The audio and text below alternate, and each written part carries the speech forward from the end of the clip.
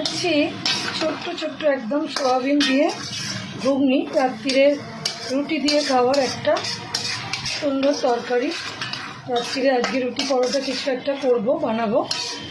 তার সাথে আমি বানাচ্ছি ঘুগনিটা বানাচ্ছি ছোট্ট সয়াবিন দিয়ে। ঘুগনিটা আমার সেদ্ধ হয়ে গেছে, সয়াবিনটা আমি এর মধ্যে কষছি। এবার আমি ঘুগনিটা দিয়ে দেবো। তার আগে বলে দিই, এটা পেঁয়াজ দিয়েছি, একটু তেলের মধ্যে পেঁয়াজ দিয়েছি আর জিরে ফোড়ন দিয়ে পেঁয়াজ ভেজেছি। ওর মধ্যে আমি নুন, হলুদ, লঙ্কার গুঁড়ো, ধনে গুঁড়ো, জিরে গুঁড়ো, নুন, মিষ্টি আর ভিনেগার দিয়েছি। টমেটো যেহেতু এখন বাড়িতে নেই। এরপর আমি ঘুগনিটা মিশিয়ে দেবো। ঘুগনিটা জাস্ট এর মধ্যে মিশিয়ে দিলাম। মিশিয়ে দিয়ে আমি এবার আলাদা করে জল দিতে লাগবে না, কারণ একটু গামাখা ব্যাপারটাই হবে। প্রেশার কুকারটা ধুয়ে একটুখানি জল আমি এর মধ্যে জাস্ট অ্যাড করে দেবো। আমি এক্সট্রা জল দেবো না। এবার ফুটে উঠুক, তারপর একটু গ্রেভি নামাবে। কেন সেই পুরো গ্রেভিটাই তুমি যেটাই নামাবে না কেন সবটাই কিন্তু বসে যাবে, আমরা সবাই জানি। এরপরে লাস্টে ফোটার পর মশলা দিয়ে কি দিয়ে নামাই আমি দেখাচ্ছি। দেখো গাপ করে ফুটছে।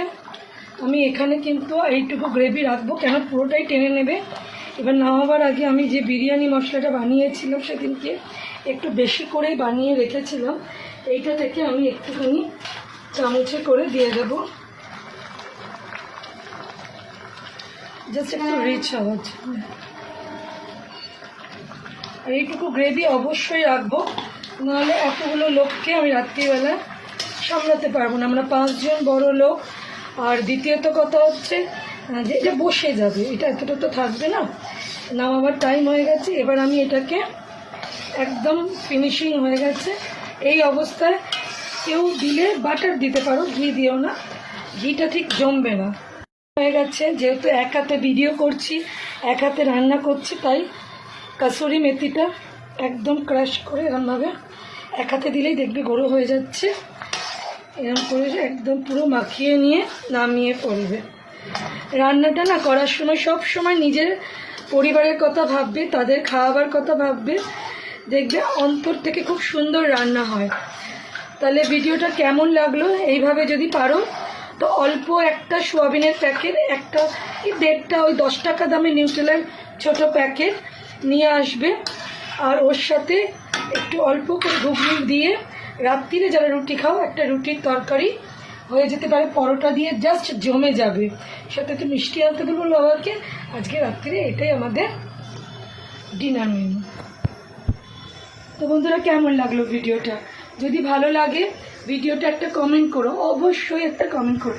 তোমরা কিন্তু কমেন্ট করো না, ভিডিও পুরো দেখো না, একদম বেরিয়ে যাও। তো ভালো লাগলে একটা কমেন্ট করো, লাইক করো, শেয়ার করো। তোমাদের কার বাড়িতে এইভাবে রাত্রিরে রুটির তরকারি বানায় অবশ্য বলো। আর এর থেকে বেটার আমি কিভাবে বানালে ভালো করা যেত সেটাও জানিও। আমি জানি এর থেকে বেটার আর কি করা যায়, তবু তোমাদের মতামতটা আমার কাছে অনেক মূল্য। তো বন্ধুরা, এই ব্লগটা, এই ভিডিওটা শেষ করলাম। পরেরটাতে আবার কথা হচ্ছে। কন্টিনিউ তোমাদের সাথে আমি কথাতে থাকি, সারাদিন বলতে থাকি। চলো।